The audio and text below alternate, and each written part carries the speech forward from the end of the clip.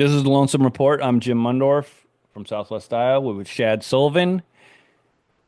At the headwaters of Bitter Creek, Archer County, North Texas. All right.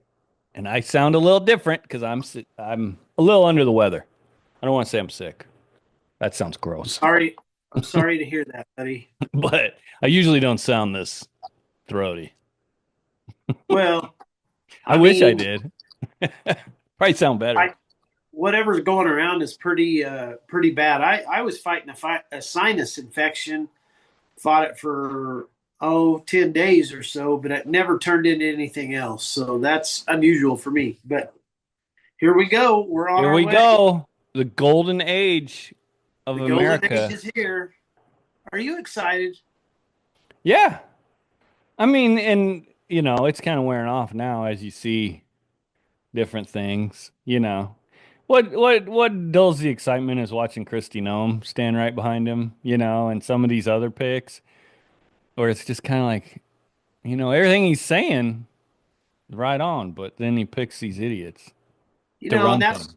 that's a really good point to make right off the bat, uh, because I mean we'll talk about this in a minute, but this new executive order unleashing American energy, which is phenomenal. I've read through it. Um, it is there is a place of riding the line in that because of some of those picks. We know that Christy Nome has been totally supportive of the carbon pipelines and against the people, and yet she is going to be the head of the Department of Homeland Security, and Which so is that it's hard to recompense that, I guess. And but anyway, he according to this executive order and all of these 200 executive orders that he undertook since inauguration. Dude, there is stuff in here that these people will have to abide by or else.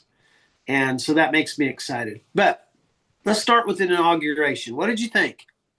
well, I don't usually watch them. I don't know if I ever really sat down and watched one, but I wasn't feeling the best, and the kids had the day off of school. And McCoy, my son loves that kind of stuff. Like he loved the Queen's funeral and the coronation of the king and all that kind of stuff. And he loves the presidents. He knows everything about all the presidents too. And so he was really into it. And so we sat down and watched it. It was pretty neat, I guess. I thought Carrie Underwood stole the show. I agree with you there. I mean, she just took it like an American and said, "Let's get it done, man." Yeah, and I didn't really realize it watching until later I saw that. Yeah, Um, I heard him try to start it and then it ended and she's a little bit embarrassed and she's like, let's just sing it. But it was good. I didn't get to watch the whole thing. I had it on my phone live, but we were going through cattle. It was cold, and in fact, the wind was blowing hard here, and we went through a few sets of fresh cattle, and I got so cold. I came back to the house and got my pickup and went and put hay out and counted calves through my pickup window, and I don't care what anybody says. And I kind of watched it that way. But, I thought it was inspiring. I thought that the fun part of it is his enemies sat right there, oh and yeah. they had to endure all that.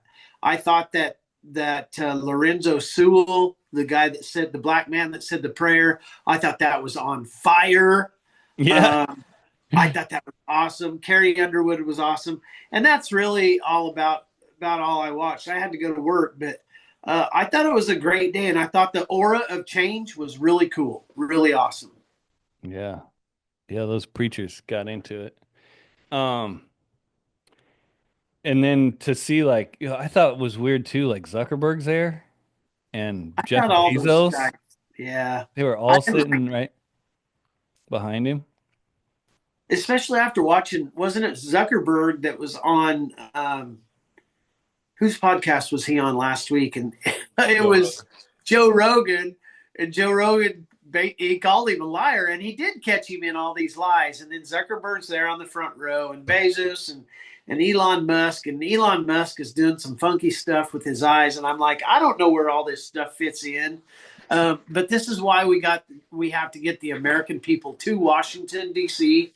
and have real real advisors, real grassroots advisors to these political people that really claim to be farmers and ranchers and producers of American goods and products, but aren't in the fight. They're in the political realm. And so we have to get good advisors to Washington. Yeah, what'd you think of Bezos' girlfriend's outfit? Did you see that? I mean, everybody was really kind of slamming her for it, and unless I was not seeing it properly, I'm like, well, there's nothing voluptuous about it. I thought it was classy. I Oh, mean, it was she was I wore wrong? somebody on Twitter said she went full Sue Ellen Mishke. Did you ever watch Seinfeld? No, I never Oh, have. there's a Seinfeld episode where a girl they said she wore a bra as a top. Yeah, And that's what it I was. saw Like that. she pretty much just had a bra on with a jacket over it. I noticed Zuckerberg couldn't keep his eyes off of Well, it. that was the big thing. I felt bad for him because it was like almost like, good grief, lady. Megan Kelly said she dressed like a hooker. That's what Megan Kelly said, and I was like, I've seen a lot worse. But I mean, I didn't even know who she was, and then they started all this stuff, and but that Zuckerberg, he's kind of a child looking guy. I mean, he's like a tempted third grader. Why wouldn't he be? I don't Yeah. Well, yeah. And to have all the cameras on you constantly and everybody constantly watching you.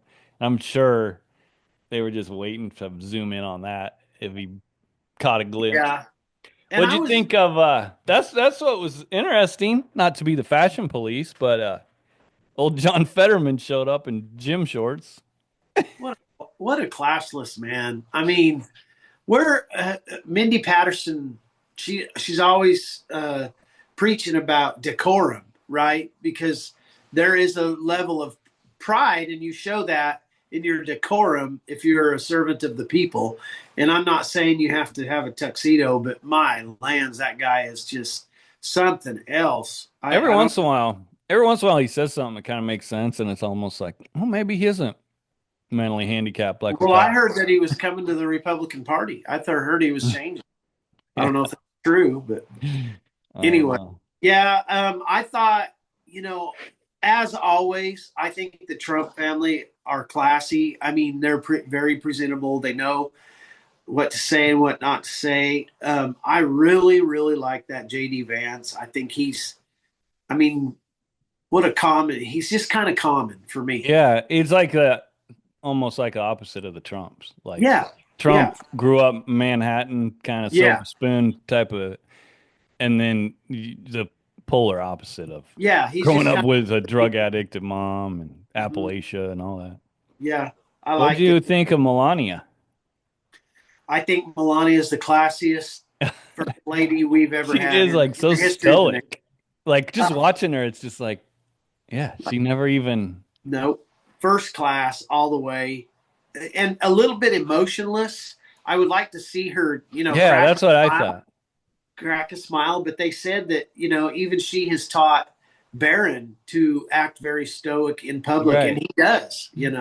Yeah, and it's So a whole different culture wherever she's from. Like, sure, so who knows? Like, maybe that's like their culture. She was just raised that way. yeah, maybe so. I don't know. I like that hat. I did too. I People think. making fun of it, but heck, Oh, I love it. I think that she looked like $1 million, and I think she presents herself like $1 million, and she's way more classy than Donald Trump. yeah, that's true. You know, And we can't criticize big hats. no, Um, but I also like. I mean, I wish everything would go back to the way it was 100 years ago. So, if gals want to start wearing nice, fancy outfits and big hats, I that's like it. right. That's right. Yeah, I was talking to somebody yesterday about that, and we're now, we compare in the 1920s, people took pride and they walked out in their suits. It didn't matter. Even the old cowboys in the West, there was a time when they wore a white shirt and khaki slacks, even when they were cowboy, and that was a thing.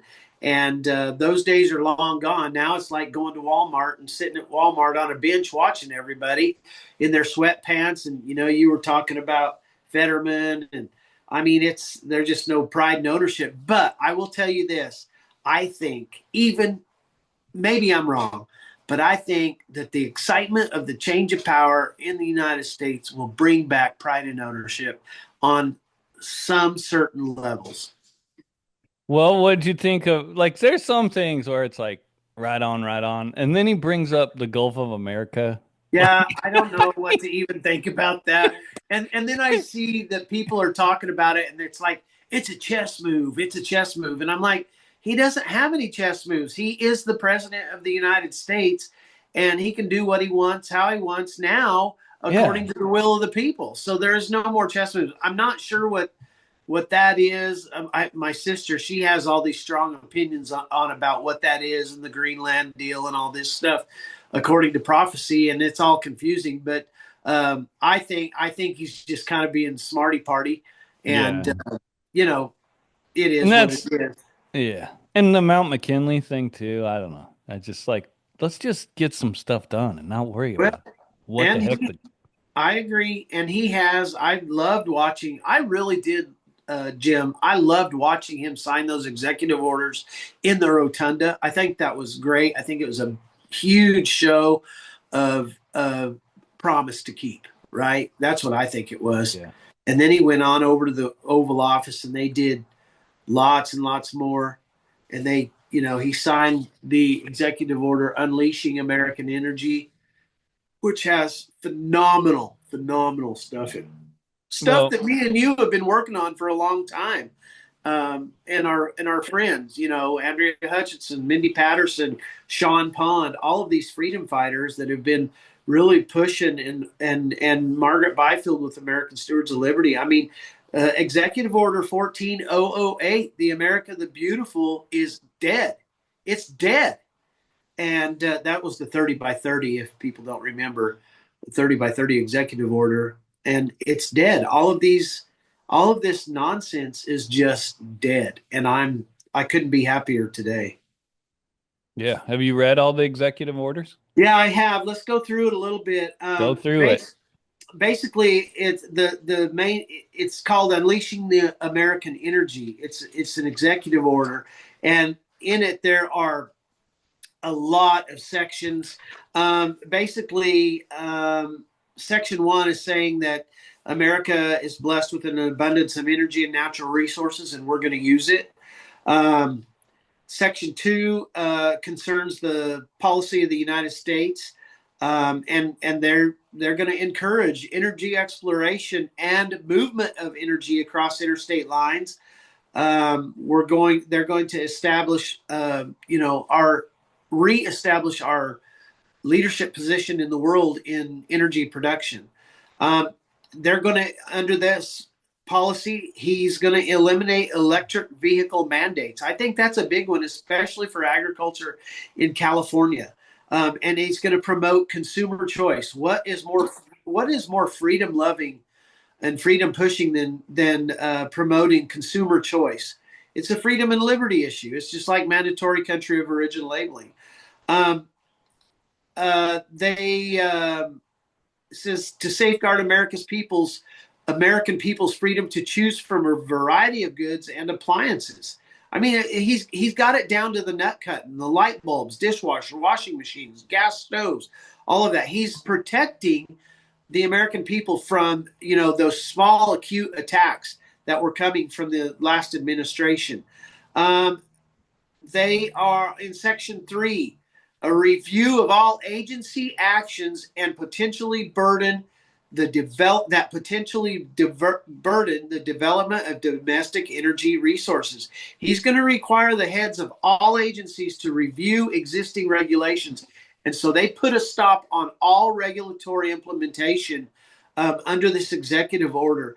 And within 30 days, all of these heads of these agencies, EPA included, Department of, I'm sorry, Secretary of Defense, Secretary of Agriculture, they all have to come together within 30 days and implement their thoughts on how we're going to stop all of this. They will have to report to the Office of Management and Budget, and the National Economic Council. Um, the Attorney General is highly regarded in there. Um, Here's in section 4 is called what I was talking about, the revocation and revision of and revisions to certain presidential and regulatory actions. The following are revoked, and any offices established therein are abolished. And that's Executive Order 13990, the protecting public health and environment and restoring science to tackle the climate crisis. That's gone. The executive order of regulations to revoke certain executive orders concerning federal regulation. Executive Order 14008, we've been pushing that. The 30 by 30, America the Beautiful, where they'd set aside 30% of America's land and waters for preservation by 2030. That is dead. It was called the Tackling the Climate Crisis at Home and Abroad. If you'll remember, Biden's administration renamed that 3 times. It went from 30 by 30 to America to the Beautiful to Tackling the Climate Crisis at Home and Abroad. The President's Council on Advisors in Science and Technology is gone. It's totally over. The resettlement of refugees and planning for the impact of climate change on migration. If you'll remember us talking about that through the United Nations, one of their 17 goals is the resettlement of refugees because of climate. That's gone. The establishment of the Climate Change Support Office, gone. And it just goes on and on and on. Environmental justice, that was one of the UN's 17 goals, right? It's gone. That office is gone. Let's see. Unleashing Section 5, unleashing energy dominance through efficient permitting. They want to expedite and simplify the permitting process of drilling, and that goes along there. There was one in here, number 7, if I can find it. All of this has to be done within 30 days. Section 7, terminating the Green New Deal. All agencies shall immediately pause the disbursement of funds appropriated through the Inflation Reduction Act of 2022.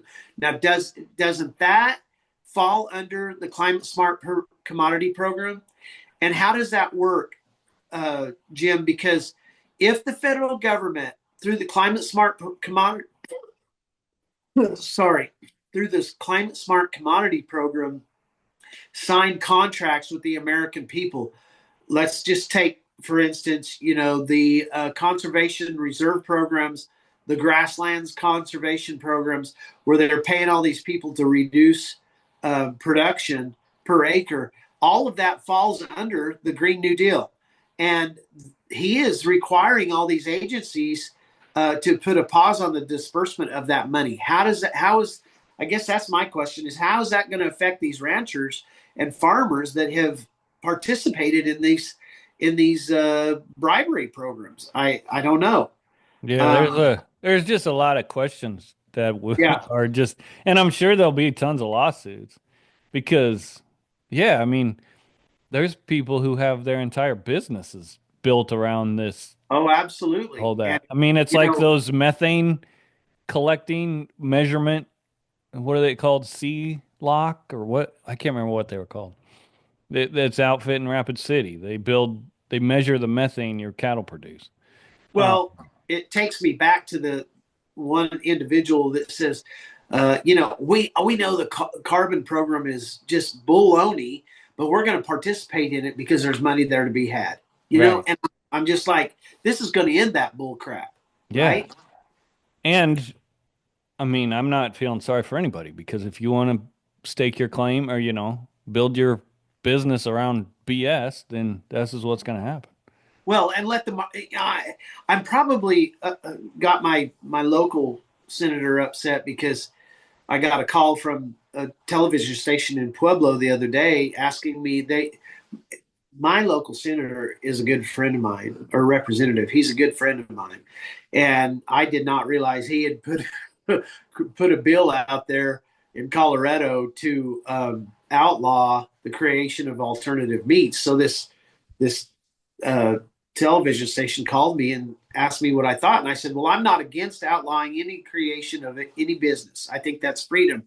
And that falls under liberty and freedom. And I think that we need to let the market sort that out. And the people, the people will absolutely sort that out in the markets, and we won't have to disavow alternative meats because people want real meat, right? I mean, it's just that simple. But like you said, get after it. Okay, here's some stuff that would interest Sean Pond and those all of if you'll remember just the other day before the election, President Biden signed an executive order that put a wildlife corridor basically through all of these national monuments from California back to Colorado. This executive order ends all that. It absolutely ends it. But my buddy Sean Pond, who has worked so hard in preserving liberty and trying to keep all of this public land stuff at bay, um, he'll be happy with it. But like he said, Shad, we have been infiltrated, which you and I have talked about this, infiltrated by ideologues, and they're all still there, and they're all going to fight. So this is going to be a fight of good and evil. And so, but this is a great step forward for him and that movement in terms of public lands and BLM. Um, let's see, restoring America's mineral dominance. Uh, and here's really the good one that we were just talking about. The Secretaries of Interior and Agriculture shall reassess any public lands withdrawals for potential revision. The Secretary of Interior shall instruct the Director of the U.S. Geological Survey to consider updating the survey's list of critical minerals, including those for potential and including uranium. Um, they shall prioritize the efforts to accelerate the ongoing mapping of geological information in the United States. Um, Same with the energy, commerce, homeland security. Here's one: the Secretary of Homeland Security, which is Kristi Noem, shall assess the quantity and inflow of minerals that are likely the product of forced labor into the United States. Wow. Okay, Yeah, I so get. that's cobalt, right? Yeah, that's not only cobalt, but whatever they use to make batteries. Um, all of this.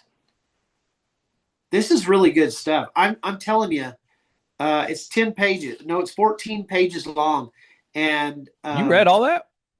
yeah. And Wow. at the end of it, it says this order is not intended to and does not create any right or benefit substantive or procedural enforceable at law or in equity by any party against the United States. Huh. I don't know what that means, but whatever. Um, It's exciting though. There's good stuff in here. It feels like, I mean, how do we as producers, and let's take me and you for example, that have tried to educate on this infiltration, and maybe it's worked, but how do we work for 15 years and then overnight a president can sign it all away and say, be gone, which I I love. know. I think it's awesome. But I mean, it just shows you how important education of the people really is. Because I actually think, Jim, that we have had a great effect on educating the people on the attack, especially on private property and all that goes with that. So I'm excited about this executive order. Yeah. Well, it's kind of the internet and just everything too. I mean, Yeah. just even him getting educated. It's like one of the things as far as agriculture goes. He had a tweet. This was before the inauguration. Let me see if I can find it. Windmills are an economic. This is from Donald Trump. Windmills. This is from his Truth Social, his social media account thing. Okay. Windmills are an economic and environmental disaster. I don't want even one built during my administration. The thousands of dead and broken ones should be ripped down ASAP. Most expensive energy only work with massive government subsidies, which we will no longer pay. And you talk about a lot of people's livelihoods Well, depending I'm just on. telling you right now. One of my best friends yesterday said, "Hey, just right across the road from me," and I had no idea this was going on. And all of these people in this big lease area have signed on, and they're all excited. And I'm just like shaking my head, and I'm like, I'm gonna have to look at that shit across the road all the time. Uh, but I do wonder if that will proceed forth. I don't know. We'll I see. mean, he said he doesn't want one single one built during his administration. Yep. So, I mean, if you're banking on, I don't know. Yeah, like, can he? I would think he could stop it. Like, if the subsidies don't work, they're not just going to come out It's and all build them. well. You just said it. It's all about the subsidies because these things don't happen without the without the Right. federal funds. None of them. Solar doesn't happen. Carbon doesn't happen. The windmills don't happen. And on top of that, we're seeing all these disasters with these windmills. I mean, they are an environmental disaster. They leak oil like crazy. They're dying and falling down. You have hailstorms hitting these huge solar. Why are we not pushing as freedom loving Americans? Why are we not getting on board and saying, let's drill, baby, drill? I mean, that's what that stuff was put there for, was for our use as a resource. And I know I believe in that a different way than probably the left or the far right, but I think it's there for our use, and I think that we should do it as of right now. And this is, I got this off of Landman, but they're right. As of right now, without oil and beef, the world cannot function. None. We have to have beef. We have to have oil, all of it to make this world function. And the quicker people realize that, the quicker we can delineate these fights and get on our way. Spoken like a true Texan. Gotta have beef, gotta have oil. Right? Boy, that's about right, right? Yeah. But seriously, none of our lives, I mean, you're sitting at a computer, I'm sitting at the computer and I'm looking around, and there is so much plastic here, and it all comes from oil based products. All of my wife puts on lipstick every morning, and all of that comes from the cow. All of it. I mean, you crash an airplane and the foam they use on a runway, that comes from a cow. The charcoal and ball bearings and in the wheels on your chairs comes from a cow. People don't realize how much we use of these products. We do not waste one drop of oil. We do not waste 1 ounce of a cow. And so Americans in the world, we can't live without beef and oil. I'm not saying don't go push for alternative resources, but as of right now, cows and oil are king. Right on. Um, I guess to move on, the USDA announced this is something we've talked a lot about. The USDA announced some new names, and then I saw this morning there was a tweet somebody said it was a seed oil lobbyist, which I don't know what that means. Are they from the soybean board or corn board or I Yeah. mean, so these people I get being against seed oils and they are not really good for you and all that, but some of it's getting there's some pretty extreme views out there. Um, but yeah, what do you think of these new folks? Did you know anything about any of them? No. The The bad only thing was they seemed like they were from USDA, right? They'd spent Well, that Dominic Restucci, he was from Michigan. He's going to be the liaison between USDA and the White House. Now, I don't know how agriculturally oriented he is at all, um, but I do know that he ran for, I think, Senate in Michigan, and then he maybe was an intern or he worked for President Trump in the first administration. So I and the other guys, I don't have a clue. I really don't know anything about them. Other than, let's see, the undersecretary for FPAC, Farm Programs and Conservation, that's going to be a guy by the name of Richard Fordyce. And so um, he'll oversee NRCS, FSA, and then he'll oversee the Office of um, Price Strategy, basically, um, risk management, the Office of Risk Management. I don't know anything about him other than that he was the Missouri head of the Department of Agriculture in Missouri. He's really big. I don't know. He's a board member of the Missouri Farm Bureau. Supposedly a farmer up there in Northwest Missouri somewhere. Maybe a soybean farmer. Not sure.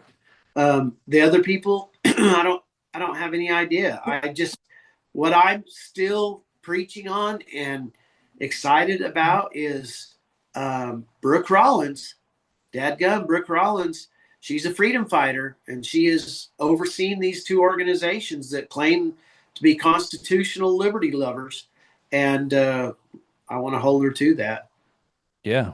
So we're still excited about Brooke Rollins. Don't disappoint us.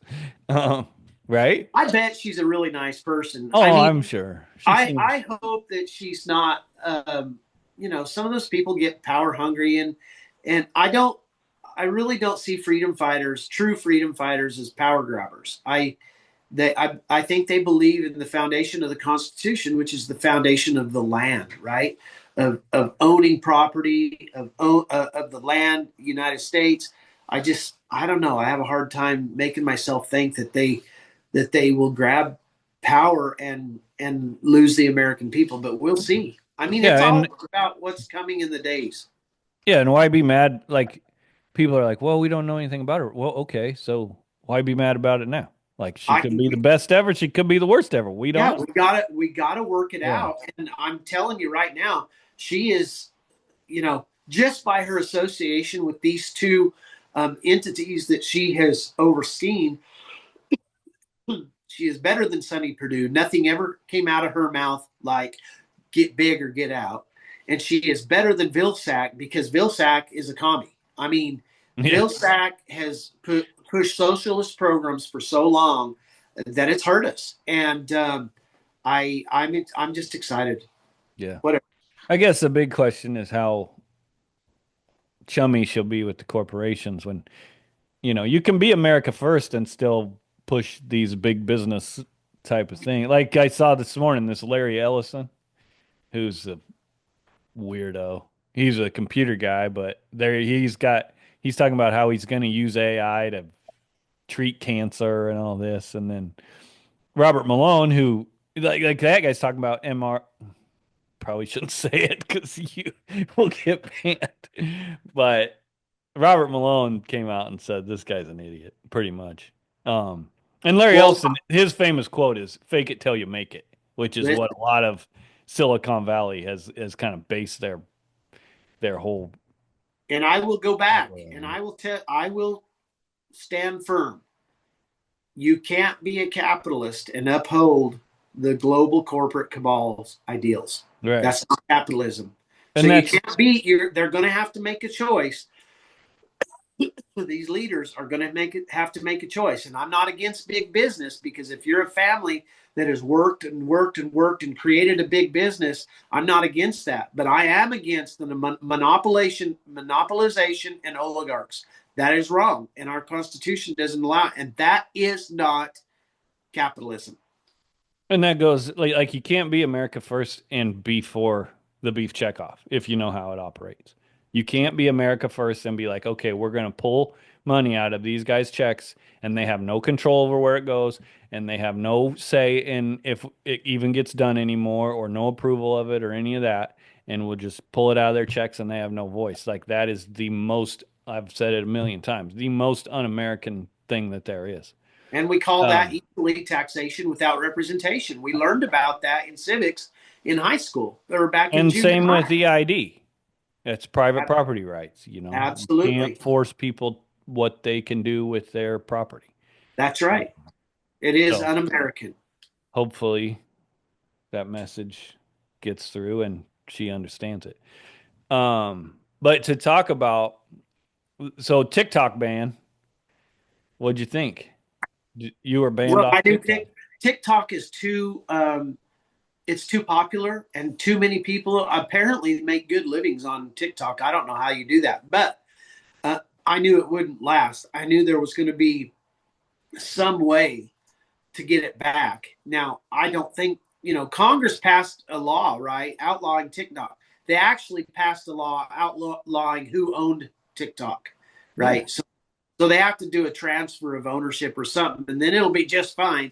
I'm not sitting here saying TikTok is good for your mind. I'm not saying that, but it is a freedom of speech issue, right? It is a freedom of speech issue. And the federal government, I have to ask myself, why are these legislators so against TikTok? And then you see all of these people that have conflicts of interest and are buying TikTok stock or selling this. And I'm like, something ain't right. And, like Marjorie Taylor Greene, which I love her ferocity. I mean, I always have. I don't know her. I think she might be a little bit cray cray. I don't know, but Great. I like where she stands, and then yet I see where she had bought or sold TikTok shares, and I'm like, we need to outlaw all of Yeah, these I people know. from investing, all these legislators from investing. It's bad. It's bad business. And you know what I thought with the TikTok, which the TikTok guy was at the inauguration. Did you see that? Is Who is he? Which one was he? I don't know. I had seen a video where they're questioning him about how controlled he is by the Chinese, and he's I like, "I'm Singaporean. I'm from Singapore. He said TikTok's a Singapore company. And so that's the only reason I recognize him. And then somebody put a picture of him at the inauguration. I think it was maybe Thomas Massey put him up, and Thomas Massey was against the TikTok ban, which Lonesome Lands now has a TikTok if you want to follow. Yay! I got it just before it went away because I had heard like it'll be deleted from the App Store, so you have to get it before, which apparently it was. Like I don't think you can get it now unless you had it before. Oh, really? Yeah. So Wow. they pushed it's not on the App Store. So I got it right before it went into effect, and then I haven't done anything. I mean, I haven't even like set it up or anything, but it It's should be really on there. inspiring. I mean, listen, I love it. And I mean, I'm bad because I will scroll through TikTok till 3 in the morning. And there are farmers and ranchers out there who are so creative. And there's a little gal named Hayden from Southwest Georgia.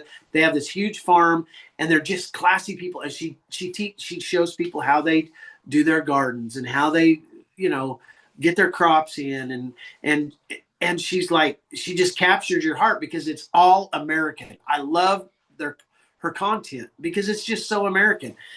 So I'm glad TikTok's back because it's a freedom of choice issue. I mean, I shouldn't be on TikTok, but I choose to be because I like and I get inspired and I write and all that stuff. But these legislators that, according to me and the team and the TikTok ban, I don't think the legislators were representing their own people on the TikTok ban. That's Yeah, how I feel about it. probably not. And one thing I brought to mind too is we're so worried about foreign ownership of, well, how about a foreign ownership of the biggest meat processor in the world, who is also Exactly. convicted of felonies and spent time in prison and Yep. fined $3 billion Yep. because they're so corrupt. And they're Exactly. every other year they're the biggest beef processor in the US. I mean, they're neck and neck with Tyson every other year, But they which is are the biggest in JBS. the world. They are Yeah, the and they're biggest the in the biggest world. meat processor in the world. And the way they got to be that is by bribing politicians. And Exactly. they've bribed health inspectors and all of Well, that. And you the know, USDA loves them, So yes, it's like, exactly. and And what here we about have, yeah, Jim? What about the what they say? Well, the Chinese government knows everything you're doing. Well, hell, the American government knows everything we're doing. right. And without TikTok, I mean, what are they talking about? I mean, there it's just fork tongued all the time, all the Yeah, yeah. time. Yeah, and if you're scared about the Chinese government, like in my place, I'm like, I do so much stuff online where it's like, if somebody wants to know what I got going on, Yeah. they can see it, or my face recognition or all of that kind of crap. And we already have that in the United States. They've done that already. So Yeah. Well, have you been on an airplane lately? They take your picture.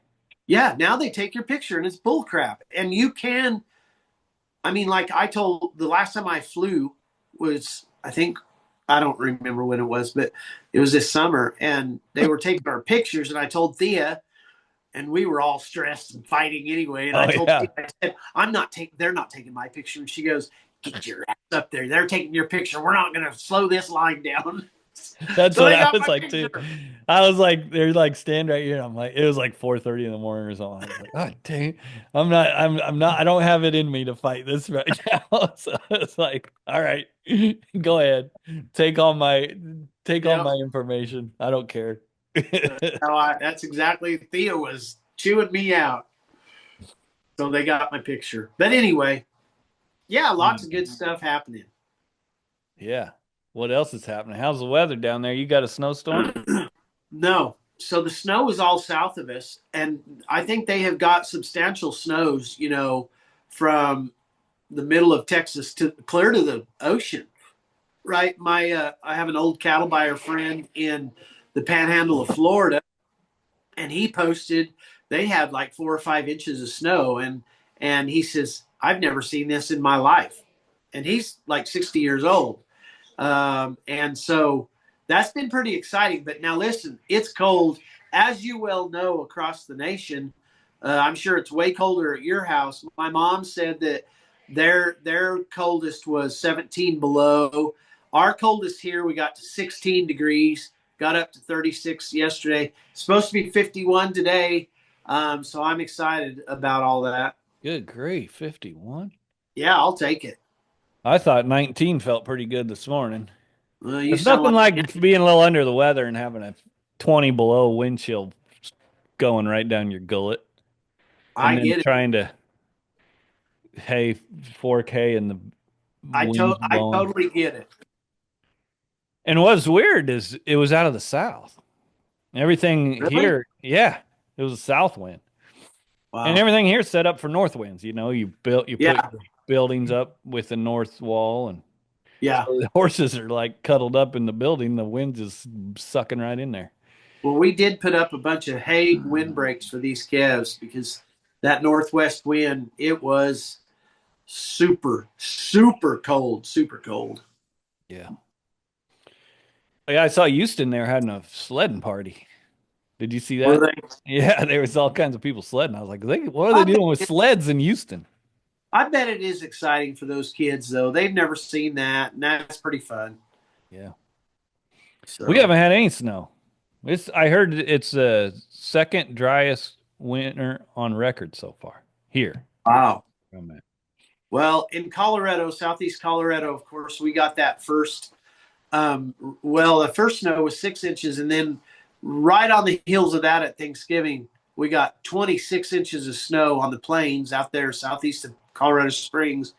And we've had 4 or 5, 5 inch snows since then. My mom said that it was warmer there this morning when she woke up. It was 24. But she said the wind is howling out of the north and blowing the snow again today. So I don't know. These livestock producers, I talked to Eric Groper, our buddy, and he said that his wind chill was, I think, negative 41 with the 21 or 22 degree below zero. And I said, well, how are your cows doing in that? And he said, man, I went out and they were all happy and grazing across the prairie. And I'm like, wow, I don't know. My little calves, these little Mississippi calves that I bought, man, they're hunched up. Their backs are like this, and they're like, this is hell. And so I applaud those people in the northern plains. Production agriculture is not easy, and then you have that on top of it. Those kind of weather extremes, it's hard, and I feel for those guys. I do. Yeah. But that's the other thing about like TikTok and where we are. Like we talked about how to get information out. Like I feel like we have so much more information about how people operate and how Yeah, everything is so much different. than It, where we every, are to. that's why you can't ever put agriculture into one size fits all. Every region is different. Everybody produces differently. Every operation is a different production model. All of that stuff, and so you can't ever put it on the same playing field. Yeah. Yeah. What else? Um, I don't know. You got much else? Um, Socially, I don't really just no, American not really. Primeval. One of our, Have you seen that? So Netflix has a show, a Western out, American Primeval. Have you seen anything about that? no, It's about the Mountain Meadows massacre. Are you familiar with that? no, of 1857. Oh, it was Are about you the looking? Mormon massacre of Yeah, 1857. yeah. I They not. said it's highly fictionalized, but that did happen. Them Mormons, they murdered a bunch of people. So, have you ever watched? Well, I can't think of the name of the movie now. Well, it doesn't. It doesn't matter. I can't think of the movie. It was very. It was based on a true story where the uh, a gentleman was attacked by a bear and they went off and Oh left. yeah, The Revenant. The Revenant. Yeah, The, the Revenant was so so dark and such. It was one of those movies that was so dark, and I could not get my eyes off of it. But there's a I lot of good. hated it. Did you? Go back to Killers of the Flower Moon, which we talked about. It was similar to that because I read the book, The Revenant, and it's an amazing book. Another one that is just hard to put down. And then that movie just crapped all over that book. I felt Really? like, yeah, I'm glad I didn't like read the book. they did such stupid stuff in there, like and the whole point was just to trash the trappers and white people, and the Indians were just everything they did was perfect, and it's just like history is very complicated, and when you try to mess with it just shows. And that's I mean the movie is like beautiful, right? Like the way they filmed it, everything is neat. But and then some of the deals they took, so like I mean his story, that guy's story, that's a real story, that he got attacked by a bear and lived, Yeah. dug himself out and ate like bugs and stuff. And but they took so many like liberties and went so off track at different times. It's been a long time since I watched it. And I went to the theater and watched it and was all excited because I've read the books and couldn't wait. It looked great. But, Well, oh, listen, the American history is ugly. I mean, yeah. when they were coming west, it was you've heard the Donner story, them getting stuck on Donner Pass, and man, there are. I'm from Crowley County, Colorado, which is one of the smallest counties in the state. We're north of the Arkansas River. We were in Kiowa country, Kiowa Indian country, and I live on top of Antelope Mesa. That's where our ranch is. And it's a beautiful, beautiful. I mean, you have to be born there to think it's beautiful. But on the edge, even in my lifetime, on the south edge of Antelope Mesa, there was an old tree. And it was a black walnut tree. How it got there, nobody ever knew. Probably a bird, but it was there for like 150 years.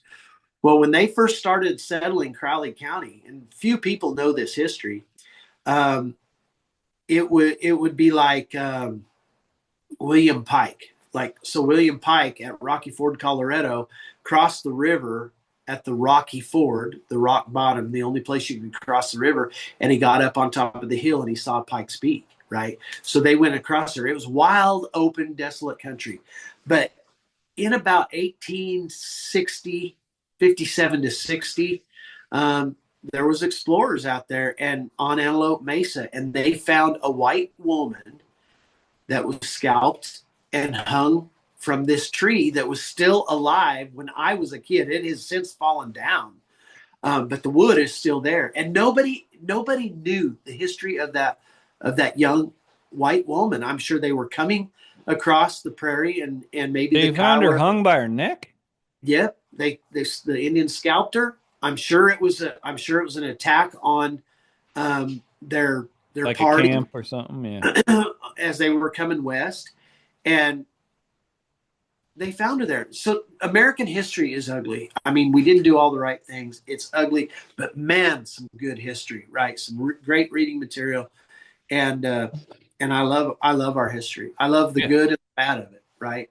Right. I mean, yeah, and that's the thing about the whole Indian wars and all that. If you're like these guys are good guys and those guys are bad, like there's so much more to it than that. I'm gonna It try is and find there. something. There is a lot.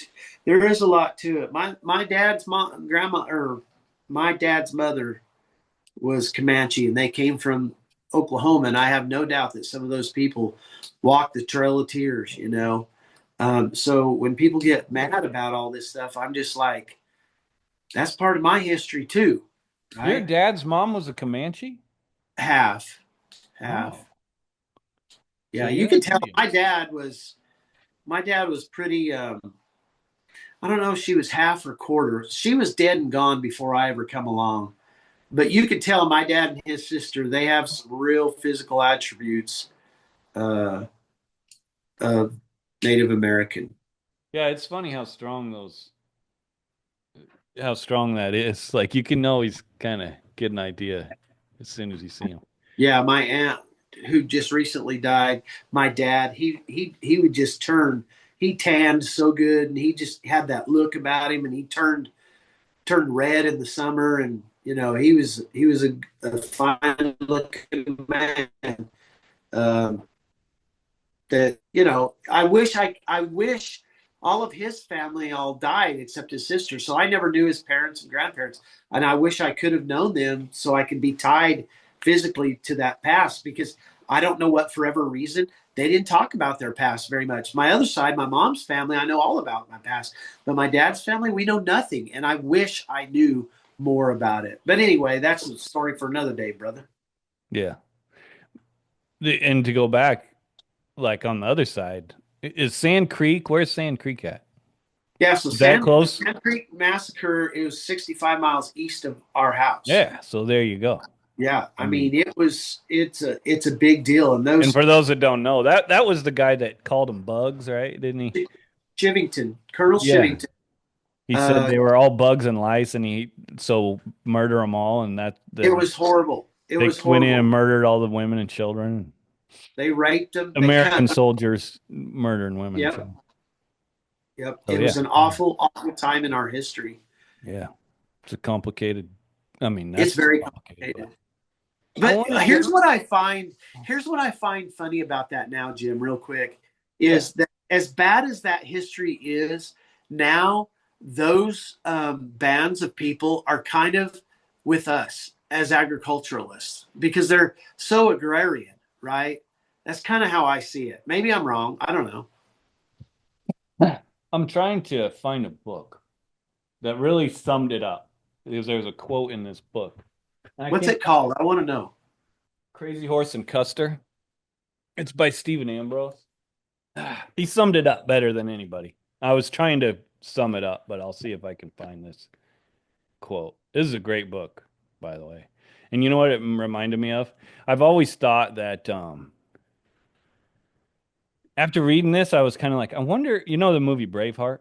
Yes. There's so much there's a lot of things that are real similar between Braveheart and Crazy Horse.